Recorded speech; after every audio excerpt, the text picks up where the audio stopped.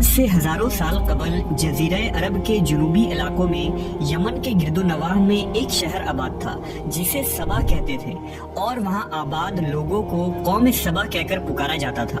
یہاں کے لوگ نہایت ہی نعمتوں اور راحتوں میں تھے، ہر طرف لہلہاتی فصلیں اور پھل سے لدے درخت موجود تھے۔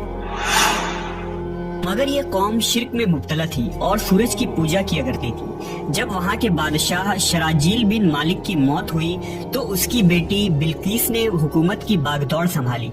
بعض مورخین نے لکھا ہے کہ بلقیس کے والدین میں سے ایک جنات میں سے تھے، مگر اس نظریے کی کوئی واضح دلائل نہیں ملتی۔ ملکہ بلقیس ایک قابل عورت تھی جس نے یمن پر 9 سال نہایت ہی خوبصورتی سے حکومت کی۔ دنیا کے بیشتر علاقوں میں جو تجارت ہوتی تھی وہ سبائیوں کے ہاتھ میں تھی، یہی وجہ تھی کہ یہ قوم نہایت ہی دولت مند تھی۔ مگر یہ وہ زمانہ تھا جب مشرق سے مغرب تک ایک عظیم موحد بادشاہ کی طاقتور حکومت اور جاہ و جلال کا ڈنکا بجتا تھا، جسے تاریخ میں سلیمان ابن داؤد کے نام سے جانا جاتا ہے۔ حضرت سلیمان علیہ السلام کی حکومت دنیا کے بیشتر ممالک میں تھی، جس کا دارالخلافہ یروشلم شہر تھا۔ آپ کو ہوا، جنات، چرند و پرند اور جانوروں پر حکمرانی عطا کی گئی تھی۔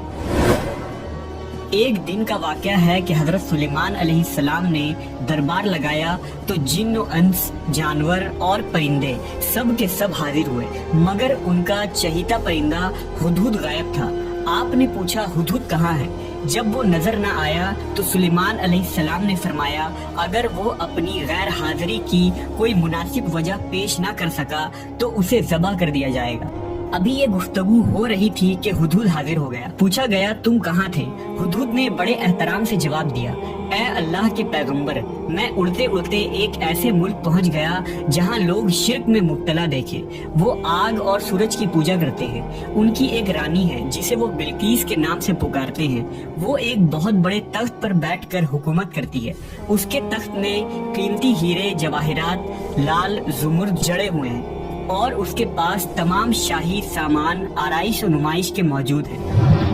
حضرت سلیمان علیہ السلام نے کہا اگر تمہاری بات سچ ہے تو میرا خط اس ملکہ تک پہنچاؤ تاکہ وہ شرک سے باز آ جائے، اور خط پہنچانے کے بعد وہاں بیٹھ کر سنو کہ وہ کیا رد عمل اختیار کرتی ہے، اور پھر آ کر مجھے خبر دینا۔ حضرت سلیمان علیہ السلام نے خط روانہ کیا، جو کچھ یوں تھا، شروع اللہ کے نام سے جو بڑا مہربان اور رحم فرمانے والا ہے۔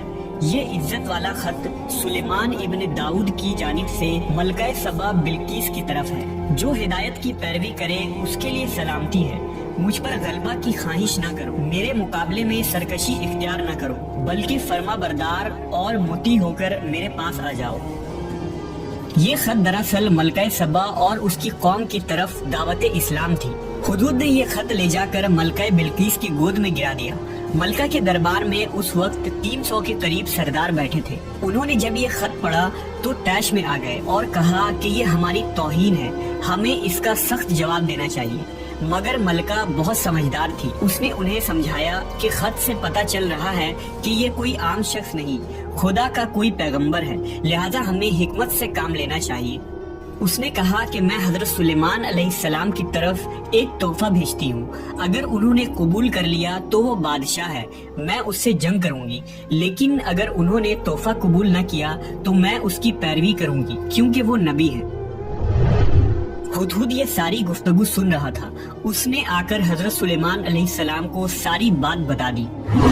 حضرت سلیمان علیہ السلام نے جنات کو حکم دیا کہ شہر میں داخل ہونے والے راستے پر سونے چاندی کی اینٹوں کا فرش بچھا دیا جائے، راستے کے دونوں جانب سونے کی عجیب الخلقت جانور کھڑے کر دیے جائیں، وزراء اور عمال سلطنت کی تمام کرسیوں کو سونے کا کر دیا جائے، دربار کو ہیرے جواہرات سے مزین کیا جائے۔ ادھر بلقیس نے حضرت سلیمان علیہ السلام کے لیے تحائف روانہ کیے، جن میں سونے کی اینٹیں، جواہرات، غلام، کنیزیں اور ملکہ کا ایک خط بھی تھا۔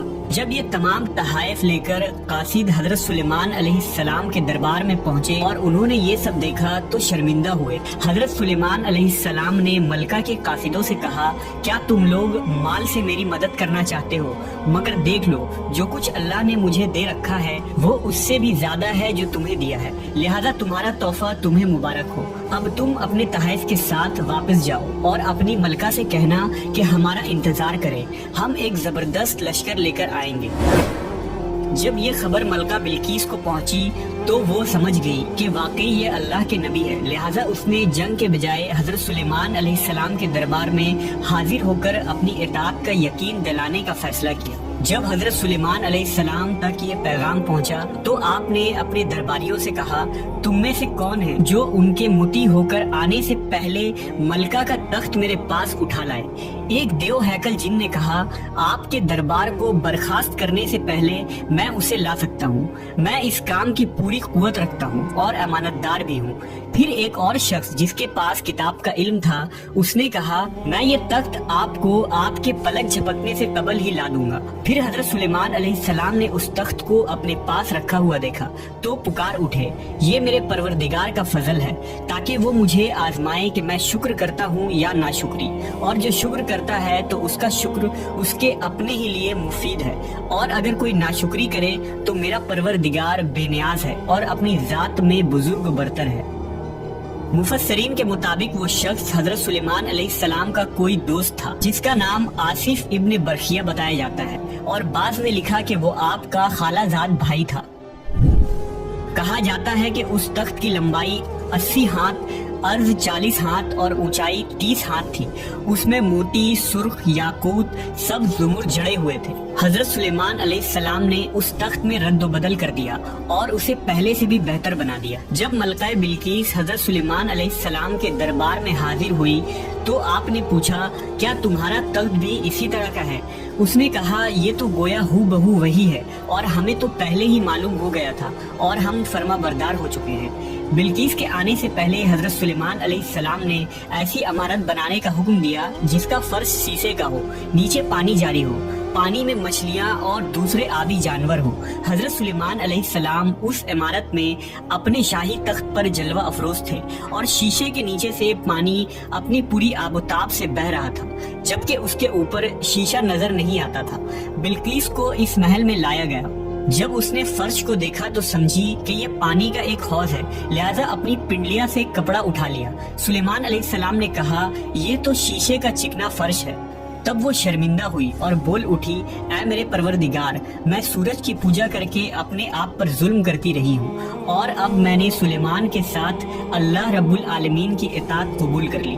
لہٰذا بلقیس پر یہ ظاہر ہو گیا کہ جس طرح وہ شیشے کے صحن کو پانی کا لہریں مارنے والا گہرا حوض سمجھ بیٹھی، اسی طرح اس نے اور اس کی قوم نے سورج کی چمک اور دمک دیکھ کر اسے معبود اور خدا سمجھ بیٹھے۔ اسے اپنی فاش غلطی پر نہایت ہی شرمندگی ہوئی۔ بعض مورخین نے لکھا کہ اس واقعے کے بعد ملکہ سبا مسلمان ہو گئی اور حضرت سلیمان علیہ السلام کے نکاح میں آ گئی۔